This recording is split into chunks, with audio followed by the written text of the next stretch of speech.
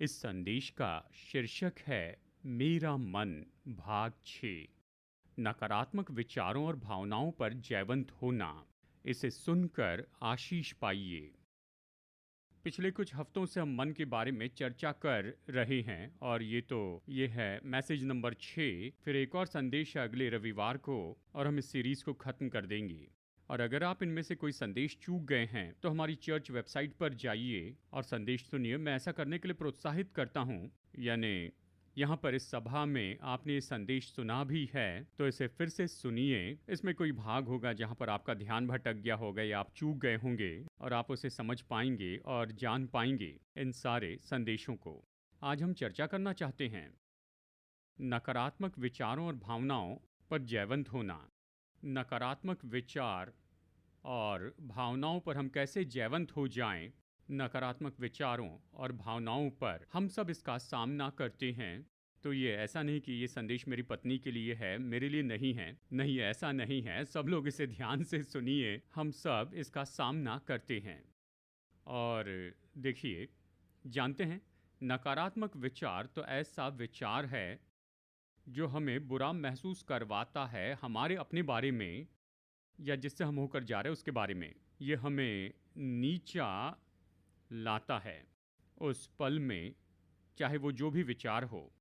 नकारात्मक विचार, और ये ऐसा विचार हो सकता है जो हमें किसी पर क्रोधित कर दें, कि किसी से नफरत करे, किसी से परेशान रहे, कुछ भी हो। हर तरह के नकारात्मक विचार ये हमें परिस्थितियों के बारे में डरा देती हैं, दशा के बारे में डरा देती हैं और हमें हमारी योग्यता पर सवाल उठाने लगाती है। हम खुद को पर्याप्त महसूस नहीं करते। ये सारी बातें हैं।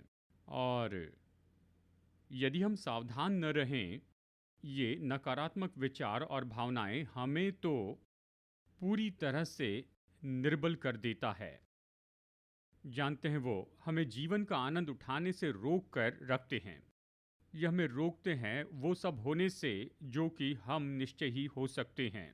क्योंकि उदाहरण के लिए कहिए किसी को मुश्किल है, नकारात्मक विचारों की जो पर्याप्त न होने के बारे में है, वो कभी जिम्मेदारी नहीं उठाते, मौके नहीं लेते हैं। अगर उन्हें मौका भी दिया जाता है तो वो कहते हैं नहीं, क्योंकि वो नकारात्मक विचार उन्हें रोक कर रखता है। यहाँ तक कि वो मौका भी वो नहीं लेते हैं जिनके लिए वो बिल्कुल सही हैं, जिसे संभालने के काबिल हैं, पर ये विचार उन्हें पीछे रखता है और इसलिए वो जीवन का आनंद नहीं उठाते हैं जैसे होना चाहिए या हो सकते हैं। तो नकारात्मक विचार या हमारी सोच हमारे जीवन के अनुभवों पर प्रभाव डालती है। नकारात्मक विचार सच में बिगाड़ सकते हैं, सब बिगाड़ सकते हैं। अब यह हमारी सेहत पर भी प्रभाव डाल सकता है। ठीक है, हमारी कुछ सोच हमारी सेहत पर भी प्रभाव डाल सकती है, चाहे हाइपरटेंशन हो, इम्यूनिटी हो, बहुत सी बातें हैं। यहाँ पर डॉक्टर्स हैं और वही इसे देखते बैठे, पर हमारी सोच हमारी सेहत पर प्रभाव डाल सकती है। हमारी सोच जीवन के अनुभव पर प्रभाव डालती है और अगर हम सचेत न रहें तो नकारात्मक विचार तो पैटर्न बन सकता है नकारात्मक सोच का। ताकि नकारात्मक सोच तो अब हमारी डिफ़ॉल्ट नज़रिया होता है हर एक बात के लिए। तो हम देखने लगते हैं कि ये ग्लास तो आधा खाली है, इसके बजाय कि जो कुछ वहाँ है उसका आनंद उठाते जाएं। और वो हमेशा शिकायत करते हैं खाली भाग के बारे में। ये डिफ़ॉल्ट सोच हो जाती है, बहुतों के लिए पैटर्न हो जाता है और फिर ये तो गंभीर समस्या हो जाती है। और निश्चय नकारात्मक सोच के साथ में जुड़ी होती है नकारात्मक भावनाएं जो हमें जकड़ लेती हैं। ये सच में हमारे जीवन पर प्रभाव डाल सकती हैं। तो आज हम क्या करना चाहते हैं कि हम निश्चय ही बाइबल में से देखें और बात करें कि कैसे हम निपटे, इन नकारात्मक सोच और भावनाओं से निपटें।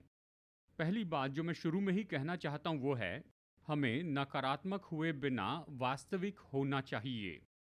इसका मतलब है असलियत का सामना करें। तो देखिए, हम यहाँ सिफारिश नहीं कर रहे हैं कि किसी तरह से इनकार करते जाएं।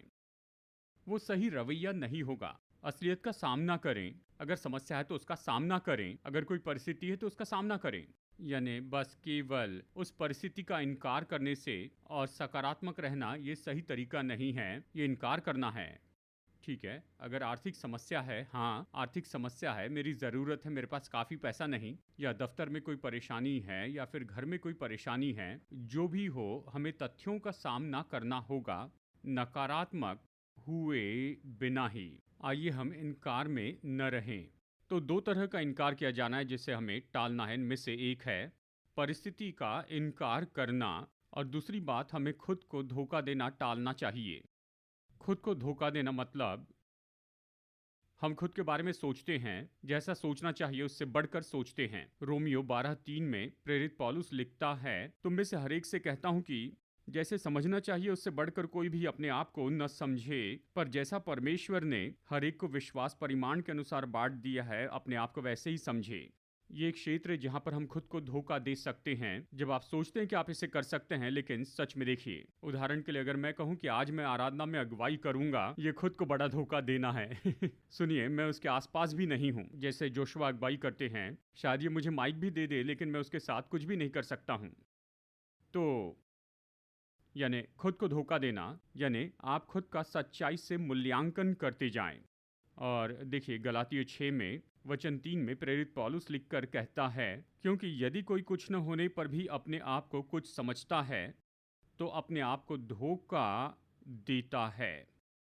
जब आप कुछ भी नहीं लेकिन खुद को बड़ा सोचते हैं, तो आप खुद को धोखा देते हैं। ये खुद को धोखा देना है। तो देखिए, इस तरह का रवैया न रखें, मतलब उस बात का सामना करें, वास्तविक बने रहें, पर नकारात्मक न बने। तो असलियत का सामना करते हुए सकारात्मक कैसे बने रह सकते? विश्वास से।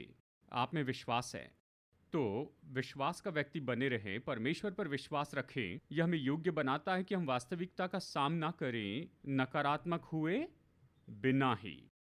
हाँ, मैं जानता हूं कि देखो, यही तो हो रहा है, ये समस्या है, या ये ज़रूरत पूरी होनी है, ये चुनौती है, ये सच्चाई है, लेकिन फिर भी सकारात्मक रहता हूं क्योंकि परमेश्वर में विश्वास रखता हूं। क्या आप समझ रहे हैं? ठीक है, हम इनकार नहीं करते, हम सच्चाई से मूल्यांकन करते हैं उस परिस्थिति का और अपने आप का भी, और फिर भी हमें नकारात्मक होने की ज़रूरत नहीं। चाहे हम विपरीत या फिर विरोधी परिस्थिति का सामना कर रहे हो, फिर भी बलवान रह सकते हैं, सकारात्मक रह सकते हैं, क्योंकि हम परमेश्वर में विश्वास रखते हैं। तो ये महत्वपूर्ण है, वास्तविक हो पर नकारात्मक न बने। तो आज हम यही तो करना चाहते हैं कि हम इस बात को देखते जाएं, 4 सिद्धांत जो कि हमने पिछले संदेशों में सीखे हैं। मैं याद दिलाता हूं, सबसे पहले हमने सीखा परमेश्वर के वचन पर मनन करने का महत्व। फिर हमने ये भी सीखा परमेश्वर के वचन बोलने का महत्व। हम याद करते हैं, जब यीशु ने परीक्षा का सामना किया, उसने वचन कहा, उसने कहा ये लिखा है। तो जब ये विपरीत विचार आए थे, उसने वचन बोलने के द्वारा उसे प्रत्युत्तर दिया। हम वचन बोलते उसके अनुसार काम करते। तीसरी बात हमने सीखा कि कल्पनाओं को नीचे गिरा दे, हर एक विचार को बंदी बनाए। तो हमने वचन से ये तीसरा सिद्धांत सीखा।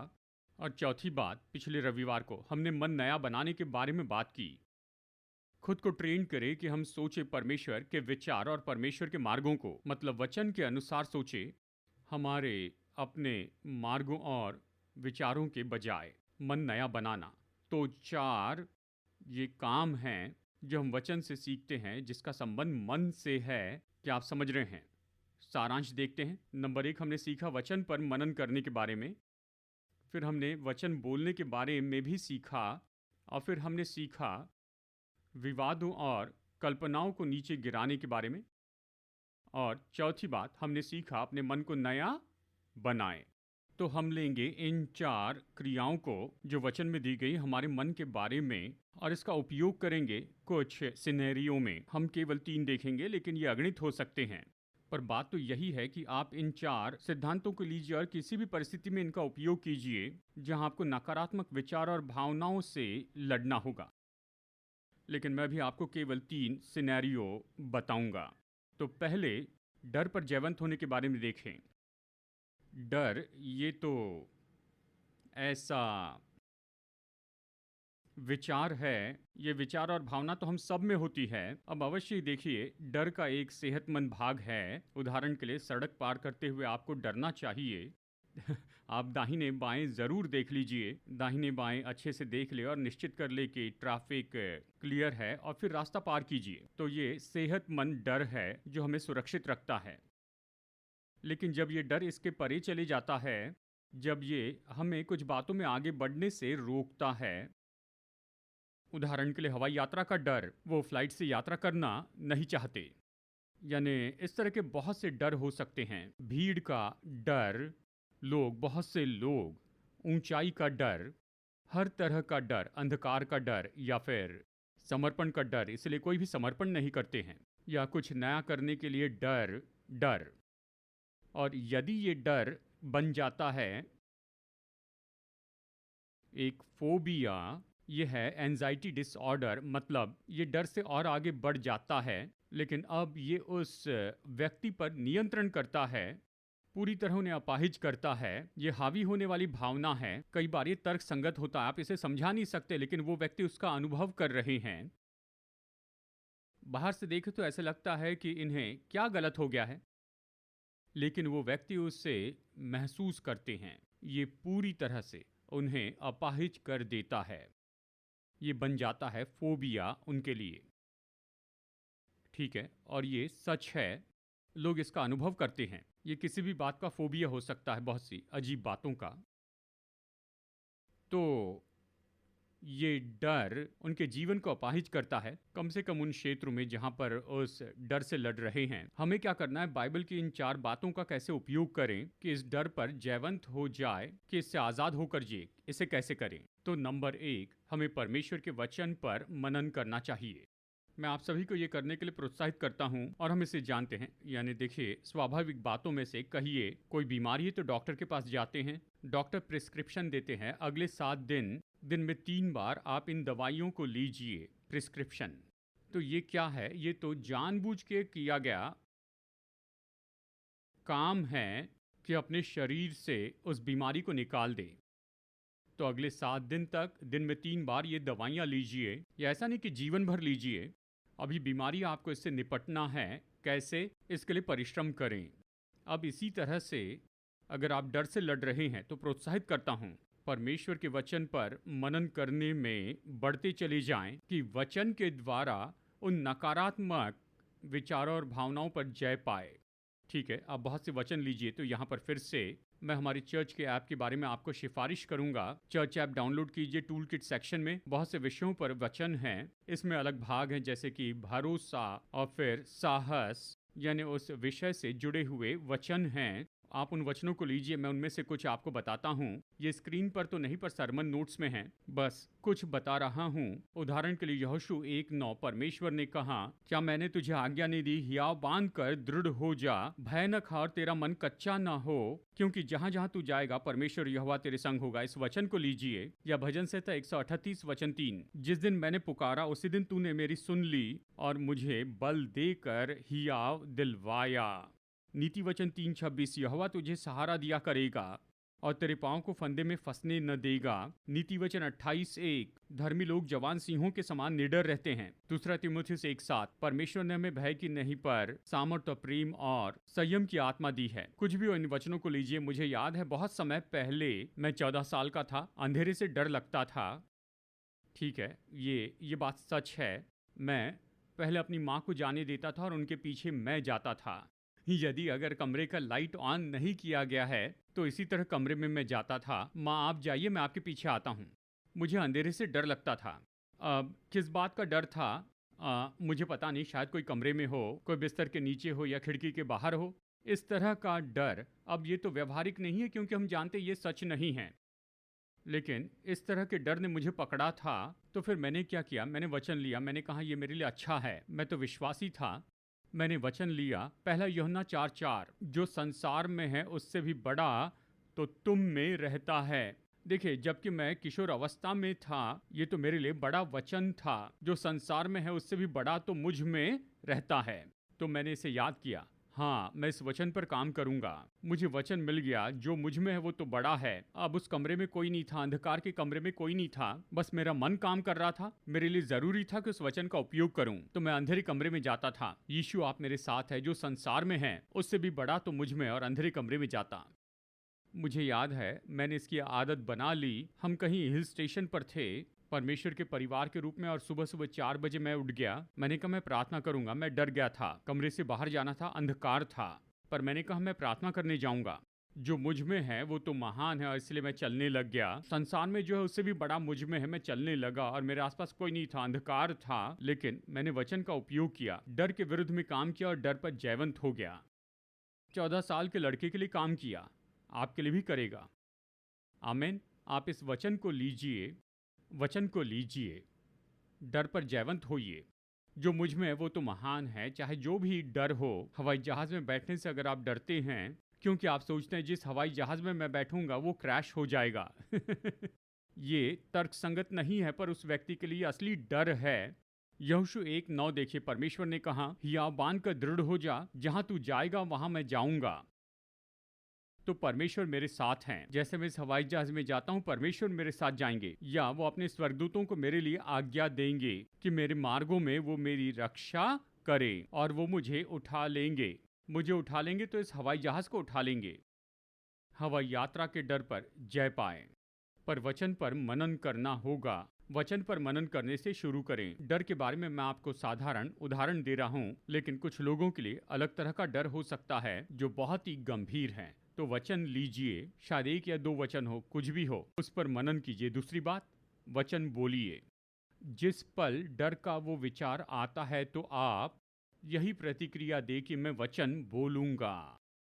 परमेश्वर ने मुझे डर की आत्मा नहीं दी है, परंतु सामर्थ और प्रेम और संयम की आत्मा दी है। परमेश्वर मेरा भरोसा है और वो मेरे पैरों को फिसलने नहीं देगा। तो चाहे जो भी डर हो, आप वचन बोलिए, उसे कहिए, और वो विचार और कल्पनाएं जो आपके मन में उस समय आते हैं, जानते हैं वो तस्वीर जो आपके मन में उस समय आती है जब आप डर और चिंता के इन भावनाओं से परेशान होते हैं, उसे गिरा दे। कहे मैं इनका इनकार करता हूँ। इसके बजाय ऐसी तस्वीर बनाएं जो वचन पर आधारित है कि स्वर्गदूत आपको उठाते हैं, या परमेश्वर आपके दृढ़ गढ़ हैं, परमेश्वर आपके साथ खड़े हैं, परमेश्वर आपके साथ जा रहे हैं, आप पर कृपा कर रहे हैं। चाहे जो भी हो, आप इन तस्वीरों को बनाइए और गलत विचारों को नीचे गिराएं, इन कल्पनाओं को, इसे ढा दे, इसका इनकार करें। और चौथा है, अपनी सोच को नया बनाएं। यानी आप, अलग शब्दों में कहे तो, आप अपने मन को रीप्रोग्रामिंग कर रहे हैं। यानी सोच का जो तरीका था जो हमेशा डर लाता था, अब आपके मन में सोच का ये तरीका है। अपनी सोच को ट्रेन करना कि परमेश्वर ने जो कहा उसके अनुसार सोचे। परमेश्वर ने कहा मैं तुम्हें कभी ना छोड़ूंगा ना त्यागूंगा। परमेश्वर ने कहा मैं तुम्हें और तुम्हारे हाथों के काम पर आशीष दूंगा। परमेश्वर ने कहा मैं तुम्हें बल देता हूं, तुम मत डरो। तो आप अपनी सोच को ट्रेन करें उसके अनुसार। क्या आप समझ रहे हैं? और बस 2 उदाहरण हैं, चलिए एक को देखते हैं। निराशा पर जयवंत होना। तो निराशा तो ऐसे विचार और ऐसी भावनाएं हैं जिसमें आप खुद के बारे में नीचा महसूस करते हैं। निराशा यानी यहाँ पर हो सकता है कि ये आशाहीनता हो, या त्यागा गया महसूस किया हो, या जीवन में कोई दिलचस्पी नहीं रही, या शायद आप लोगों से दूर चले जाएं, यानी इतने निराश हो गए। अब फिर कहूँ, निराशा के लिए बहुत से कारण हो सकते हैं। ये नहीं कि हर व्यक्ति जो निराशा उसका एक ही कारण है, नहीं, अलग अलग कारण हो सकते हैं। कई बार ये तो मौसम की भी बात हो सकती है। बादल हैं तो निराश हो सकते हैं। लेकिन कई बार और गंभीर हो सकता है। कई बार हो सकता है फिजियोलॉजिकल या केमिकल सही ना हो। कई बार जीवन की परिस्थिति हो सकती है जिनमें से आप होकर गए, जिसके कारण आप निराश महसूस करते हैं। जो भी हो, जरूरी नहीं कि हर एक निराशा के लिए बस एक ही कारण हो, हम ये जानते हैं। लेकिन चलिए अभ्यास के लिए इनका उपयोग करते हैं। क्या करना है? नंबर 1, परमेश्वर के वचन पर मनन करना है। परमेश्वर के वचन में जाइए जो आपको आनंद से भर देता है और आपको प्रोत्साहित करता है कि आप सकारात्मक हो और आशा से भर जाएं और जीवन का आनंद मनाएं। इन वचनों को लीजिए। यही तो वो दिन है जो प्रभु ने बनाया है। मैं इसमें आनंदित होऊंगा और मगन हो जाऊंगा, चाहे महसूस करूं या नहीं। ये दिन परमेश्वर ने बनाया है, मैं इसमें आनंदित होऊंगा और मगन हो जाऊंगा। मैं हर समय परमेश्वर को धन्य कहूँगा और उसकी स्तुति हमेशा मेरे मुंह में बनी रहेगी। तो इस पर मनन कीजिए, यही तो वचन है।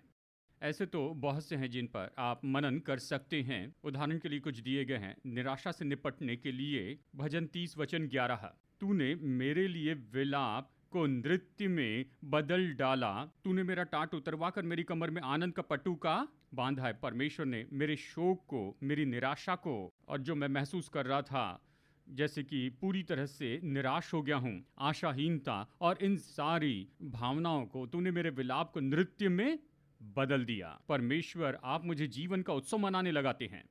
इसे घोषित कीजिए, ये बाइबल में है। मेरा टाट उतरवा कर मुझे आनंद के वस्त्र पहनाएं। जब आप निराश महसूस करते तो कहिए, परमेश्वर ने मुझे आनंद के वस्त्र पहनाए। आप आनंद को किसी दुकान से खरीद नहीं सकते। परमेश्वर आपको आनंद के वस्त्र पहना सकते हैं। परमेश्वर मुझे वस्त्र पहनाते, वो मेरे मुंह को हंसी से भर देते। प्रभु कहते, मुंह खोलो और मैं इसे भर दूंगा। प्रभु मेरे मुंह को हंसी से भरते हैं, आनंद से भर देते हैं। जब आप इन वचनों को बोलते हैं, भजन संहिता 42, भजनकार खुद से ये कहता है 42:5, हे मेरे प्राण तू क्यों गिरा जाता है, तू अंदर ही अंदर क्यों व्याकुल है, परमेश्वर पर आशा लगाए रहे, क्योंकि मैं उसके दर्शन से उद्धार पाकर फिर उसका धन्यवाद करूंगा। कहता है, मेरे मान तू क्यों इतना निराश है, गिरा जाता है। पुराना किंग जेम्स वर्जन शब्दों में कहता है, तू क्यों गिरा जाता है, गिरा हुआ क्यों महसूस करता है। हे मेरे प्राण तू क्यों निराश है, तो इतना परेशान क्यों है। कहता है, परमेश्वर पर आशा लगाए रहे, क्योंकि मैं उसके दर्शन से उद्धार पाकर, मतलब उसकी उपस्थिति से मुझे सामर्थ मिलेगी। परमेश्वर में आशा लगाए रहे। तो देखिए, वो खुद से बात कर रहा है। तू निराश मत हो, तू नीचे न रहे, प्रभु में आशा रखे, सकारात्मक रवैया रखिए और अपेक्षा रखिए और आशा लगाए रखे, प्रभु पर आशा रखें, क्योंकि वही मेरी सहायता है। आमीन। तो ये वचन लीजिए, इस पर मनन कीजिए। या हम अलग वचन देख सकते हैं, और ये है यशायाह 61 वचन 3। देखिए, परमेश्वर राख के बजाय सुंदरता देते हैं, उदासी हटाकर स्तुति का वस्त्र देते हैं। उदासी की आत्मा, ये पुराने तरीके से कहना है कि निराश और हताश महसूस करना, बोझ की आत्मा। लेकिन परमेश्वर ने हमें क्या दिया, उसने हमें स्तुति के वस्त्र दिए हैं। तो स्तुति कीजिए, स्तुति का संगीत लगाइए, स्तुति कीजिए। महसूस भी ना हो तो भी उसकी स्तुति करें। आपके स्तुति के वस्त्र जो आप पहनते हैं, वो उस बोझ की आत्मा को दूर कर देंगे। क्या आप समझ रहे हैं? तो आप जानबूझकर उन वचनों पर मनन कीजिए और फिर उन्हें बोलते जाएं। मैं प्रभु को धन्य कहूँगा।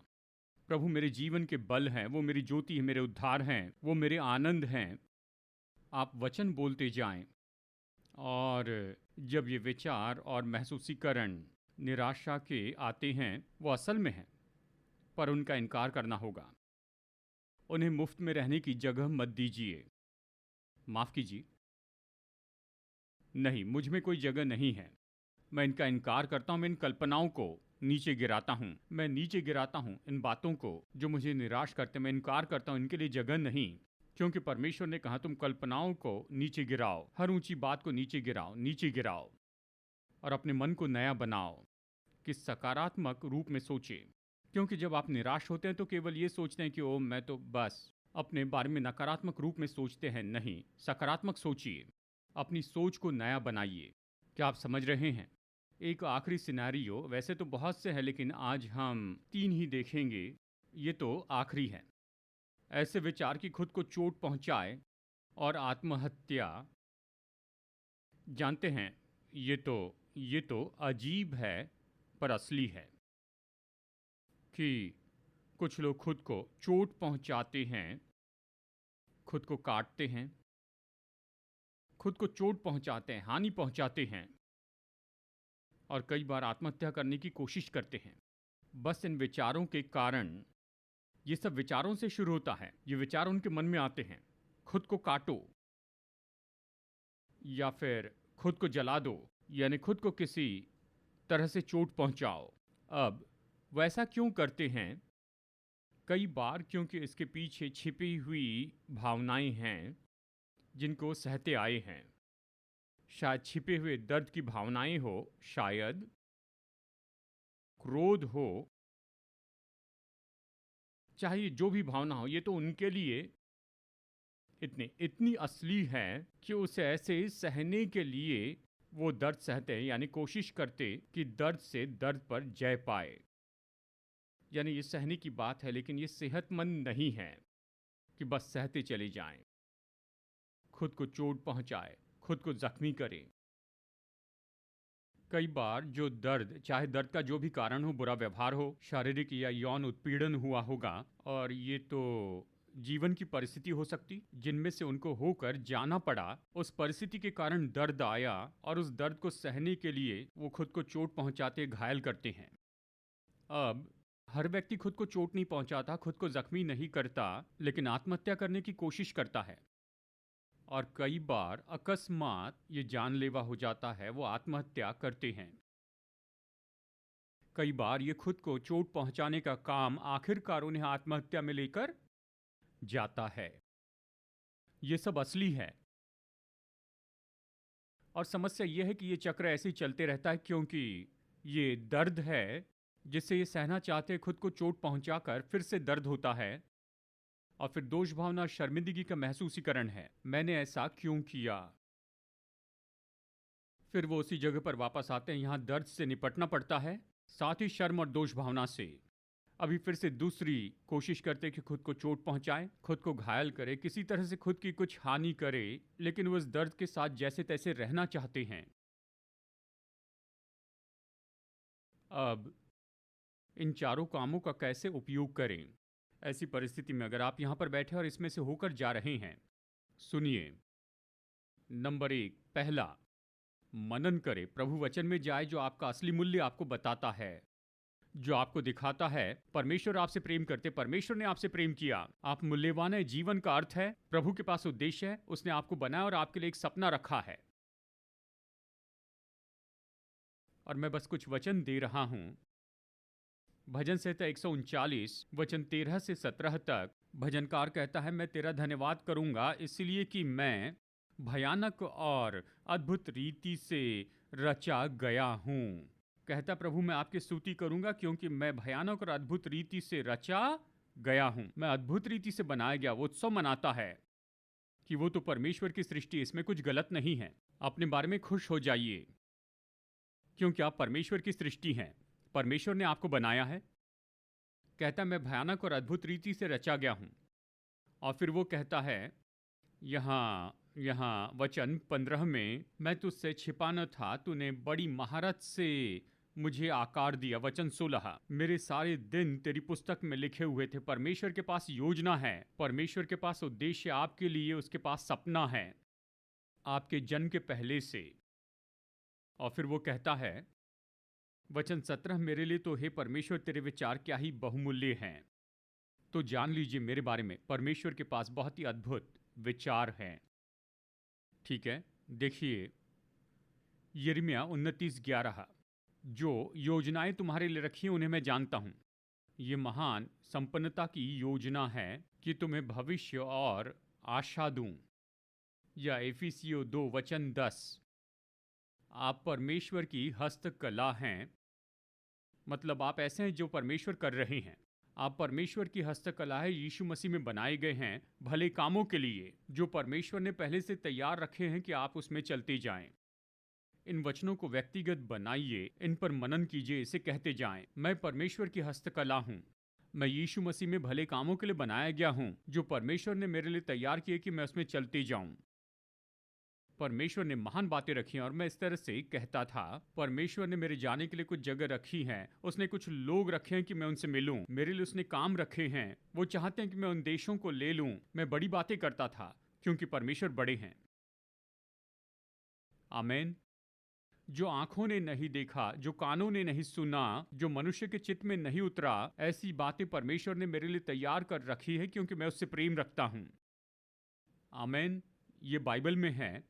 इसे व्यक्तिगत बनाइए और अपने लिए इसे कहिए। यह आपको भर देता है आशा से, अर्थ से और उद्देश्य से कि जिएं, इसके बजाय कि खुद को नाश कर दे। क्या आप सुन रहे हैं? तो इन वचनों पर मनन कीजिए। आप खुद के लिए इन वचनों को बोलते चले जाएं, और जब ये विचार आते हैं कि तुम ये काम कर लो, खुद को चोट पहुंचाओ, खुद की हानि कर लो, कहें नहीं, उसका इनकार करें, उसे नीचे गिरा दें। कहे नहीं, मैं परमेश्वर के लिए मूल्यवान हूँ, प्रभु के पास मेरे लिए योजना है, उसने मेरे लिए जगह रखी है, चाहते मैं लोगों से मिलूं, वो चाहते मैं ये काम करूं, वो चाहते मैं ये हासिल करूं, वो चाहते मैं जयवंत हो जाऊं, वो चाहते मैं दानवों को मारूं, मुझे बहुत कुछ करना है, ये तो मेरे जीवन में बेकार की बात होगी। पृथ्वी पर महत्वपूर्ण काम पूरे करने हैं। आमीन। तो बोलते जाएं, इन विचारों का विरोध करें, कल्पनाओं को नीचे गिराएं, इन सब को नीचे गिरा दें, अपनी सोच को रिट्रेंड करें और अपनी सोच को नया बनाएं। आप इन खुद को नाश करने वाले विचारों में से होकर आगे बढ़ते हैं और ऐसी जगह पहुंच जाते हैं। हमेशा सोचते हैं अर्थ, उद्देश्य, मूल्य और महत्व को, क्योंकि आप परमेश्वर के लिए महत्वपूर्ण हैं। तो आप अपनी सोच को नया बनाते हैं प्रभु वचन के द्वारा, और आप इससे आज़ाद हो जाएंगे। आमीन। तो हमने अभी आपको समझाया कि कैसे इस सिनेरियो में प्रभु का वचन लेकर काम करें। ऐसे बहुत से हैं, कई बार शायद आप जयवंत होना चाहते हैं, डर और चिंता और परवाह पर, या फिर जय पाना चाहते हैं, यानी किसी तरह की नफरत या क्रोध पर, बदला लेने पर, ये सारी नकारात्मक भावनाओं पर। आप इन्हीं 4 सिद्धांतों का उपयोग कर इसमें काम करें। क्या आप सुन रहे हैं? अब एक और बात देखेंगे, 2 बातें देखेंगे। एक है, बाइबल भी हमें ये सिखाती है कि नकारात्मक भावनाओं के पीछे बुरी आत्माएं, दुष्ट आत्माएं तो होती हैं। हम स्वाभाविक कारणों को तो जानते हैं, लेकिन साथ ही आत्मिक कारण होते हैं, इसके पीछे दुष्ट आत्माएं होती हैं। उदाहरण के लिए बाइबल डर को आत्मा कहती है। 2 तीमुथियुस 1:7, परमेश्वर ने हमें डर का आत्मा नहीं दिया है। या यशायाह 61:3 की बोझ की आत्मा है। याद है मरकुस 5 में एक पिता अपने बेटे को यीशु के पास में लेकर आया और कहा, ये तो अक्सर आग में कूद जाता है या पानी में कूद जाता है ताकि खुद को मार दे। यीशु ने उस आत्मा से व्यवहार किया। उसकी आत्महत्या के विचारों के पीछे, उसकी इन भावनाओं के पीछे आत्मिक जड़ थी। मैं ये नहीं कह रहा कि हर एक नकारात्मक विचार, हर एक नकारात्मक भावना दुष्ट आत्मा से है। मैं कह रहा हूँ निश्चय कनेक्शन है। मुझे याद है, हम वाराणसी में सेवकाई कर रहे थे। वहाँ एक नौजवान को लेकर आए, हमारी टीम वहाँ पर थी। हम पास्टर्स कॉन्फ्रेंस कर रहे थे और जवानों का कॉन्फ्रेंस कर रहे थे। जवानों का कॉन्फ्रेंस कर रहे थे। एक जवान था, एक नौजवान वहाँ पर यूथ सेक्शन में, और वो उसे प्रार्थना के लिए ले आए। वो कह रहे थे 10 साल से चर्च में है, 10 साल से चर्च में सेवा कर रहा है, पर आत्महत्या करना चाहता है या आत्महत्या करने की कोशिश करता है।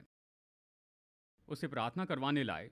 सारांश में उसके बारे में बताया कि इसकी ये समस्या है।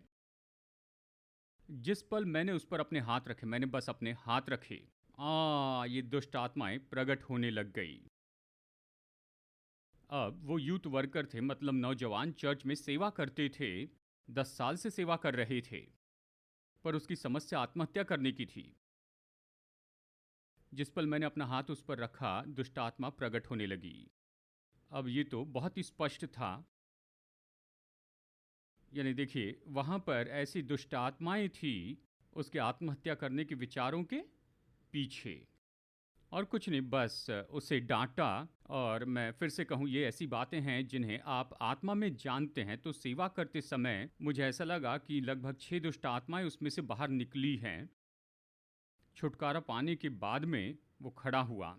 क्या हुआ जानते हैं, लेकिन यहाँ बात तो ये है कि निश्चय ही ऐसी बातों के पीछे में दुष्ट आत्माएं होती हैं।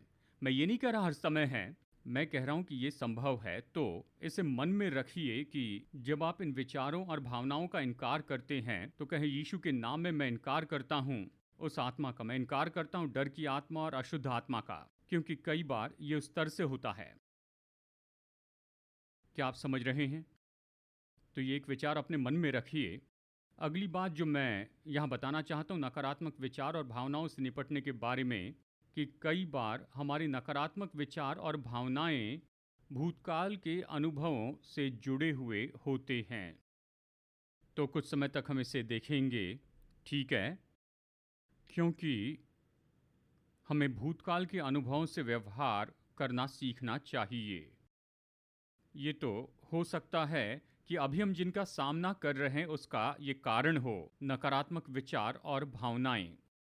कई बार हमने खुद गलती की है, हमने भूतकाल में बहुत बुरा किया है, समय तो बीत गया है, लेकिन वो नकारात्मक विचार अभी भी हमें सताने के लिए आते हैं। हमारी यादों में या कई बार असली जीवन में आपको फिर भी उन लोगों को देखना पड़ता है, उन लोगों से मिलना पड़ता है और आपको उन जगह पर वापस जाना पड़ता है जहां आपने गड़बड़ी की, जहां आपने कुछ गलत किया, और इसलिए एक फ्लैशबैक जैसे ये विचार आते हैं, ये भावनाएं आती हैं और आपको पता नहीं कि अब मैं क्या करूं। तो ये एक सिनेरियो है। और अलग सिनेरियो है कि कई बार लोग हमसे कठोर व्यवहार करते हैं। लोगों ने हमारे साथ बुरा व्यवहार किया है, अब समय बीत गया है, समय तो अलग हो चुका है, लेकिन उसकी यादें अभी भी हैं।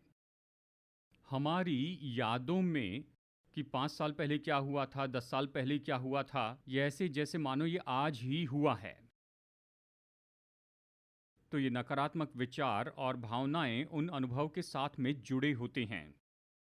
और कई बार असली जीवन में भी आपको उन लोगों से मिलते रहना पड़ता है, उन्हें देखना पड़ता है, उन जगह पर वापस जाना पड़ता है और उस जगह से भाग जाना मुश्किल होता है। तो उससे कैसे निपटें? खैर, हमें ये जानना होगा कि हम इस अनुभव को ऐसे खत्म नहीं कर सकते हैं। ये हो चुका है, आप समय में पीछे जाकर इसे बदल नहीं सकते। वो टाइम मशीन तो केवल फिल्मों में होती है, ठीक है? तो ये हो चुका है, ये तो ज़रूर हुआ है, वो घटना या जो कुछ भी हुआ है, ये वहाँ पर असली, इसका इनकार नहीं कर रहे हैं। तो हम उस अनुभव को ख़त्म नहीं कर सकते हैं, लेकिन हम क्या कर सकते हैं या फिर परमेश्वर क्या कर सकते हैं कि हमें उस अनुभव के साथ में जो दर्द जुड़ा है उससे छुटकारा दे दें। तो आप कैसे जानेंगे कि आप तो उस अनुभव के दर्द से चंगाई पा चुके हैं, जब आप इसके बारे में नकारात्मक महसूस किए बिना बात कर सकते हैं? तब आप जानेंगे कि आप चंगे हो गए। ये अनुभव हुआ है, इसे खत्म नहीं कर सकते, पर इस पर बात कर सकते हैं। तो चलिए बाइबल से 2 घटनाएं देखते हैं। नंबर 1, याकूब एसाव से मिलता है। हम ये कहानी जानते हैं याकूब और एसाव की। अब इस कहानी में याकूब ने गलत किया था, उसने अपने भाई को धोखा दिया था। याकूब ने अपने भाई को धोखा दिया, उसके पहलौठे का अधिकार ले लिया और वो भाग गया, चला गया। परंतु परमेश्वर इस व्यक्ति पर दयालु थे, याकूब पर। प्रभु ने उसे आशीष दी। 14 साल में उसका परिवार है, बच्चे हैं, पैसा है, भेड़ बकरियां, प्रभु ने आशीष दी। लेकिन 14 साल के बाद उसने निर्णय लिया कि वह अपने देश में वापस जाएगा। तो वो वापस जा रहा था। परमेश्वर 14 साल तक उसके लिए अच्छे रहे, सब कुछ ठीक चल रहा था और परिवार और सब। अब वो वापस आ रहा था, जैसे गया था उससे ज़्यादा लेकर। लेकिन जैसे वो अपने देश या अपने नगर के करीब आता है, खबर आती है, तेरा भाई एसाव तुझसे मिलने के लिए आ रहा है और वो 400 पुरुषों को लेकर आ रहा है। बाइबल कहती है कि याकूब डर गया था। वो बहुत ही डर गया था, भयभीत हुआ, भयभीत हुआ। प्रार्थना करने लगा, प्रभु मेरी मदद कर, मुझे एसाव से छुटकारा दे। मतलब प्रभु मुझे जाकर अपने भूतकाल का सामना करना है और मैं डरा हुआ हूँ, मैं क्या करूँ? और फिर ऐसा हुआ कि वो आखिरी रात आई, अगले दिन उसे एसाव से मिलना था।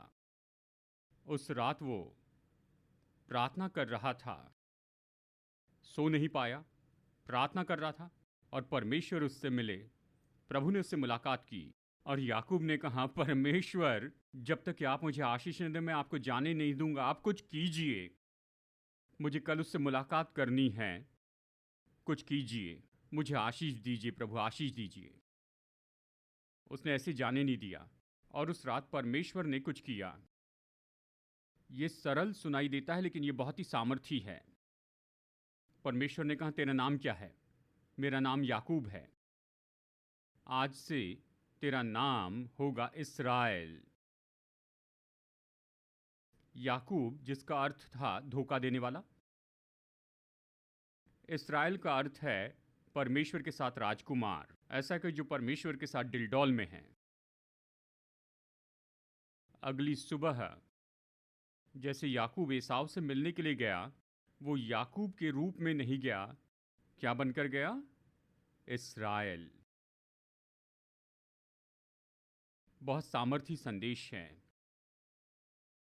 जब हमें सामना करना पड़ता है, जब हमें सामना करना पड़ता है अपने भूतकाल का, चाहे यादों में इसका सामना कर रहे हैं या असली जीवन में या दोनों जगह पर, तो भूतकाल का सामना करें याकूब के रूप में नहीं पर इस्राएल के रूप में। उसका सामना करें ऐसे नहीं जैसे आप पहले थे, लेकिन अभी जैसे हैं मसीह यीशु में।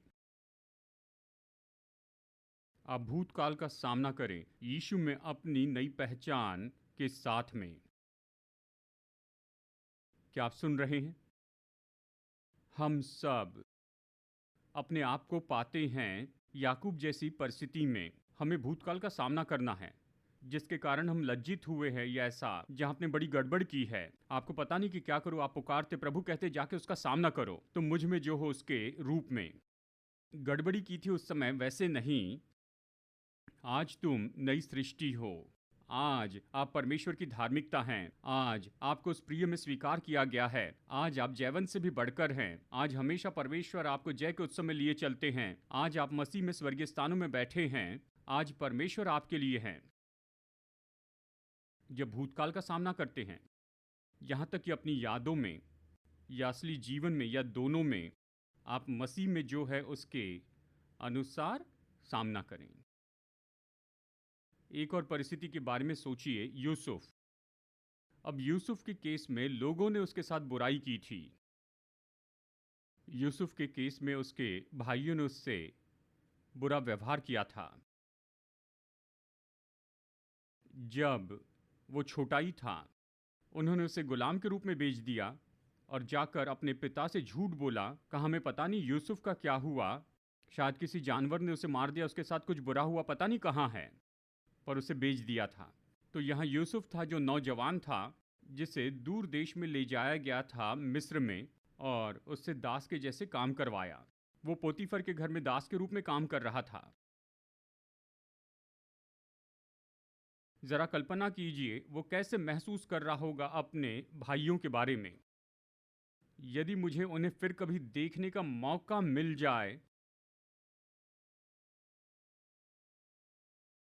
उन्होंने मेरे साथ ऐसा किया, मुझे पता नहीं नकारात्मक विचार और भावनाएं जिनसे यूसुफ होकर गया होगा, और फिर इस मामले को और बुरा करने के लिए पोतीफर के घर में उस पर झूठा आरोप लगाकर उसे जेल में डाला गया। अब उसे दो तरह के लोगों पर क्रोधित होना था, उसके अपने भाई, और अब पोतीफर और उसकी पत्नी और उसके लोग, वो इतने कठोर थे, इतने अन्यायी, इतने अधर्मी, उन्होंने बोलने का मौका नहीं दिया। कुछ भी हो, मैं अपने बचाव के लिए कुछ भी नहीं कह सका, और देखो अब मैं जेल में हूं, इसमें मेरी गलती नहीं है। जेल में 2 साल बीत गए। अब परमेश्वर ने अद्भुत रीति से यूसुफ को जेल में से बाहर निकाला और उसे एक दिन में ही प्रधानमंत्री बनाया। वो प्राइम मिनिस्टर हो गया। पर जानते हैं, जैसे प्रभु उसके जीवन में काम कर रहे थे, परमेश्वर उसमें चंगाई भी ला रहे थे। हम इसे कैसे जानते हैं? क्योंकि यूसुफ ने प्रधानमंत्री बनने के बाद में विवाह किया, उसके 2 बेटे हुए, मनश्शे और इफ्राइम या इफ्राइम और मनश्शे। इन नामों का अर्थ है पहले बेटे का। परमेश्वर ने ऐसा किया है कि मैं भूल जाऊं मेरी मेहनत और मेरा क्लेश। मतलब परमेश्वर ने ऐसे किया कि मैं अपने दर्द को भूल जाऊं। इस पर सोचिए, परमेश्वर ने ऐसा किया कि मैं अपने दर्द को भूल जाऊं, मेरी मेहनत को, मेरे श्रम को परमेश्वर ने ही किया। सोचिए वो किसमें से होकर गया था। प्रभु चंगाई दे रहे थे। दूसरे बेटे का नाम था, उस नाम का अर्थ है कि परमेश्वर ने मेरे क्लेश की भूमि में मुझे बहुत ही फलवंत किया है। तो पहला है, परमेश्वर ने ऐसा किया कि मैं भूल जाऊं मेरे दर्द को। दूसरा, परमेश्वर ने ऐसे किया कि मैं फलवंत हो गया हूं। उस जगह पर जहां मैं पीड़ा में था, कौन कह सकता है वो जो परमेश्वर से चंगाई का अनुभव कर रहा था? केवल वही कह सकता था। देखिए असली जीवन में इसने कैसे काम किया। प्रधानमंत्री बनकर 9 साल हो गए। एक दिन यूसुफ उठता है और अपने भाइयों को देखता है अपने ही द्वार पर। मतलब ये तो वही भाई थे जिन्होंने उसे बेचा था। वो उन्हें देखता है असली जीवन में। और बाइबल कहती यूसुफ जाकर बहुत रोया। और फिर तुरंत उसने अपनी पहचान नहीं बताई, पर वो उनसे बातचीत करते रहा।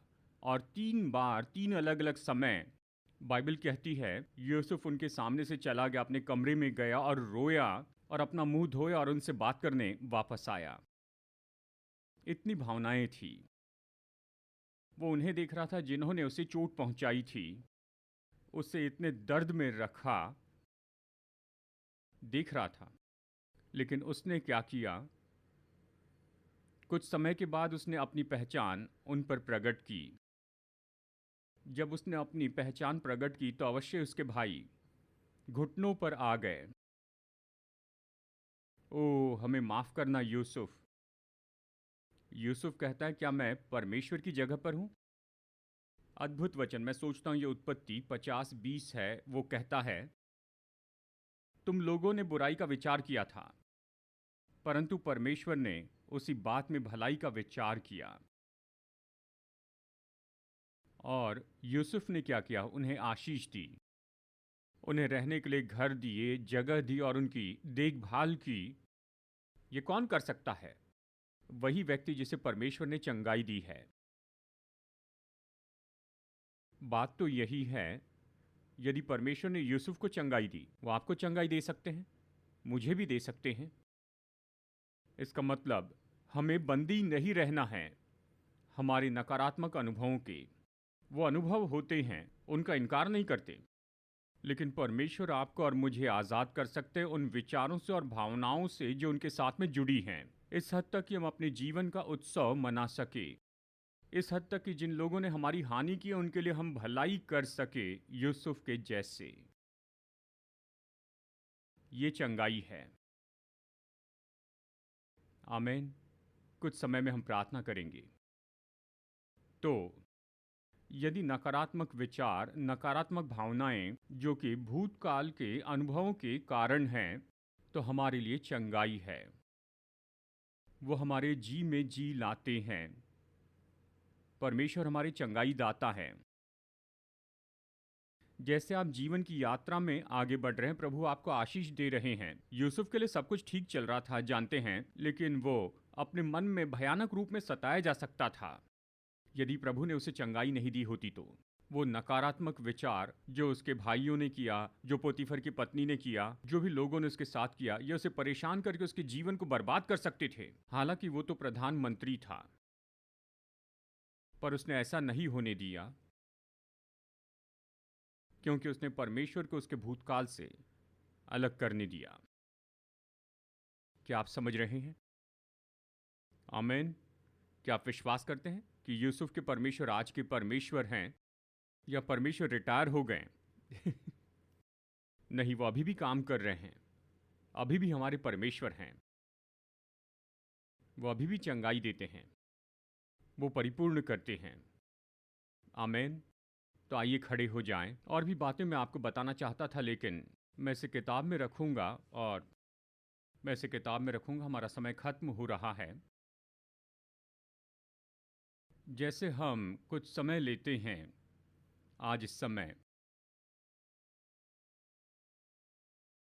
परमेश्वर आपके चंगाई दाता हैं, वो मेरे चंगाई दाता है, वो हमारे परमेश्वर हैं। हम में से कुछ लोग शायद याकूब के जैसे हो। हाँ, हमने भूतकाल में कुछ गलत किया है, लेकिन प्रोत्साहित होइए, भूतकाल का सामना करें मसीह में अपने स्थान से। शायद हम में से कुछ लोग यूसुफ के जैसे हैं, लोगों ने हमें चोट पहुंचाई, हानि पहुंचाई, लेकिन परमेश्वर हमें चंगाई दे कि हम यूसुफ के जैसे भलाई करते जाएं। केवल क्षमा न करें, पर भलाई करते जाएं उन्हें जिन्होंने शायद हमें चोट पहुंचाई। नकारात्मक विचार, नकारात्मक भावनाओं को हमारे अंदर आने के लिए कोई जगह ना हो। वो आना चाहेंगे, पर परमेश्वर हमें योग्य बनाते हैं कि हम उन पर जयवंत हो और उनसे आज़ाद जीवन जिएं। अगले रविवार अंतिम संदेश में हम देखेंगे कैसे हम अपनी सकारात्मक मानसिकता बनाएं और उसे बनाकर रखें। इसी की ओर हम आगे बढ़ रहे हैं। हम इन सारी बातों को लेंगे और इसको जोड़कर हम देखेंगे हम कैसे सकारात्मक मानसिकता में जी सकते हैं, कि हर समय सकारात्मक होते जाएं। हम इस पर अगले रविवार देखेंगे हमारे अंतिम संदेश में। लेकिन आइए अभी इस समय हम प्रार्थना करते हैं और परमेश्वर हमें चंगाई दे और परमेश्वर हमें छू ले। परमेश्वर हमें से हर एक की सेवा करें, जैसे हम ये कुछ पल लेते हैं, कि उसकी ओर देखते जाएं। धन्यवाद पिता परमेश्वर, हम बस आपकी चंगाई को ले लेते हैं। आप हमारी चंगाई दाता, आप हमारे छुड़ाने वाले हैं, आप हमारे जी में जी लाते हैं। आप ही हमें परिपूर्ण बनाते हैं, पूरी तरह से परिपूर्ण हमारे प्राण में। हे पिता, आपकी सामर्थ के द्वारा, आपकी आत्मा के द्वारा लोग चंगाई का अनुभव करने पाए अपनी यादों में भी। ये यादें जो सताती हैं, ये यादें जो परेशान करती हैं, हमारी यादों को चंगाई दीजिए, क्योंकि आप ऐसा कर सकते हैं। हमें आज़ाद कीजिए हे परमेश्वर, ऐसे विचारों से जो हमें पीड़ा देते हैं और ऐसी भावनाओं से जो हमें दर्द देती, हमें आज़ाद कीजिए। और निश्चय पूरी चंगाई हो आपकी उपस्थिति से हे प्रभु। आप हमारे चंगाई दाता है, आप ही हैं जो हमें चंगाई देते हैं।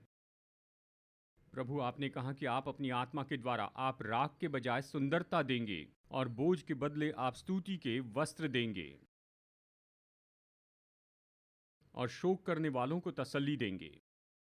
प्रभु, आपकी तसल्ली हमारे मन में आए, कि यहाँ पर का हर एक व्यक्ति आपके स्पर्श का अनुभव करे। ऑनलाइन देखने वालों के लिए प्रार्थना करता हूँ, और उनके लिए भी जो इस संदेश को बाद में सुनने वाले हैं। परमेश्वर की यही उपस्थिति और यही सामर्थ इन्हें छू ले, इन्हें चंगाई दीजिए, छुटकारा दीजिए और स्वतंत्र कीजिए। पिता, आपने दिए इन सत्य के लिए धन्यवाद करते हैं कि हम इसके अनुसार जिएं। हम में से हर एक की मदद कीजिए कि इसे लेकर स्वीकार करें, इसे अपने जीवन में उपयोग करते जाएं। हमारे जीवन में से काम करने दे कि हम आपके वचन के अनुसार जिएं। हर एक की मदद कीजिए। धन्यवाद देते हैं प्रभु, धन्यवाद। आज संदेश खत्म करने के पहले मैं आपको न्योता देता हूं। यदि कोई है जिन्होंने अपने जीवन में यीशु मसीह को कभी स्वीकार नहीं किया, बाइबल हमें बताती है जब हम यीशु को स्वीकार करते हैं अपने जीवन में, तो वो हमें परमेश्वर की संतान बनाते हैं। वो हमें परमेश्वर के बेटे और बेटियां बनाते हैं। वो हमें अपने परिवार में लेकर आते हैं। वो हमारे पापों को क्षमा करते हैं और हमें परमेश्वर की संतान बनाते हैं। ये तो बहुत ही सामर्थ्य और बहुत ही महान आशीष है, बड़ी आशीष है। यदि यहाँ कोई है जिसने यीशु को कभी स्वीकार नहीं किया, उसे अपने जीवन का उद्धारकर्ता प्रभु नहीं बनाया, मैं सरल प्रार्थना में अगुवाई करूंगा। इसके पहले कभी ऐसा नहीं किया तो मैं आपको न्योता देता हूँ, अपना हृदय यीशु को दीजिए और उसे अपने जीवन में आने दीजिए। पहले ऐसे कभी नहीं किया है तो ये प्रार्थना मेरे बाद में दोहराएं। मेरे साथ में कहिए, प्रभु यीशु मसीह, मैं एक पापी हूँ, मुझे उद्धारक की ज़रूरत है। मैं विनती करता हूँ आप मेरे जीवन में आइए, मेरे प्रभु हो जाइए, मेरे उद्धारक हो जाइए। मदद कीजिए कि मैं आपके पीछे चलूं, केवल आप ही के पीछे, अपने पूरे बाकी जीवन भर। यीशु के नाम में, आमीन, आमीन, आमीन। बाइबल कहती है कि स्वर्ग में बड़ा आनंद मनाया जाता है। एक व्यक्ति के लिए, एक व्यक्ति जो प्रभु राज्य में आता है उसके लिए बड़ा आनंद होता है। हम आपके साथ यह आनंद मनाना चाहते हैं। अगर एक व्यक्ति भी है जिन्होंने पहली बार ये प्रार्थना की है, हम आपके साथ आनंद मनाएंगे। अपना हाथ उठाइए। क्या यह कोई है? आपने पहली बार ये प्रार्थना की है तो अपने हाथ उठाइए और मुझे बताइए, क्या यहाँ कोई है? क्या यहाँ पर कोई है? प्रभु आपको आशीष दे। एक व्यक्ति है। और कोई है? एक और हाथ देखता हूँ। प्रभु आपको आशीष दे। क्या और कोई है? क्या और कोई है? और कोई है? अगर आपने ये प्रार्थना की है यहाँ पर, ये बीच की कतार में, यहाँ पर एक और व्यक्ति है। प्रभु आशीष दे। प्रभु आपको आशीष दे। एक और बहन वहाँ पर हैं। और ठीक है, वहाँ पर एक और व्यक्ति हैं। हाँ, वहाँ अज्जी के पीछे, वहाँ पर। जी हाँ, हाँ। और कोई है? ये बैग आपको दी जाएगी। हमारे लीडर्स आपके पास में आएंगे। इसे न्यू बिलीवर्स बैग कहते हैं। इसमें कुछ स्रोत है, हम चाहते हैं कि आप इसे पढ़ें। अगर आपने ये प्रार्थना की है तो अपने हाथ उठाइए, हम आपको ये देना चाहते हैं।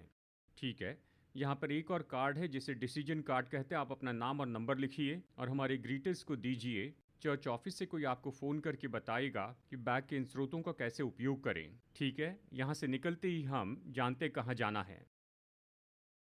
घर में नहीं यहाँ आज लंच दिया जा रहा है। बाहर तैयार है। अपनी प्लेट लीजिए और आप भीतर बैठ सकते हैं या बाहर बैठ सकते हैं। बस लोगों को जानिए। अगर आज आप 3-4 लोगों को भी जाने जिनसे पहले नहीं मिले तो अच्छा होगा। हम कुछ समय बिताना चाहते हैं कि एक दूसरे के साथ समय बिताए और इस समाज को मजबूत करे, तो बने रहिए। अगर आपकी कुछ योजना, आपको जाना है तो ठीक है, लेकिन अगर आप यहाँ पर रुकें और साथ में लंच करें और एक साथ संगति का आनंद लें। ठीक है, हम सभा खत्म करेंगे। मैं विनती करना चाहता हूँ पास्टर्स, लाइफ ग्रुप लीडर्स से, आप यहाँ सामने रहिए ताकि लोगों के लिए प्रार्थना कर सकें। व्यक्तिगत प्रार्थना करवानी है तो हम आपके लिए यहाँ पर उपलब्ध होंगे कि आपकी सेवा करें। और जल्दी लंच के लिए हम आपके साथ में जुड़ते हैं। तो आइए प्रार्थना करें। हमारे प्रभु यीशु मसीह का अनुग्रह और हमारे स्वर्गीय पिता परमेश्वर का प्रेम और पवित्र आत्मा की मधुर संगति हम में से हर एक के साथ सदा होती रहे, यीशु के नाम में, आमीन। संदेश सुनने के लिए धन्यवाद। भरोसा करते हैं कि ये संदेश आपके लिए आशीष रहा। मुफ्त के स्रोत पाने के लिए, जिनमें है सरमन नोट्स और पब्लिकेशन, पाने के लिए विजिट करें apcwo.org पर। बैंगलोर के एपीसी बाइबल कॉलेज की जानकारी पाने के लिए विजिट कीजिए apcbiblecollege.org पर। याद रखिए, all peoples church Bangalore app download कीजिए एप्पल या गूगल प्ले स्टोर से।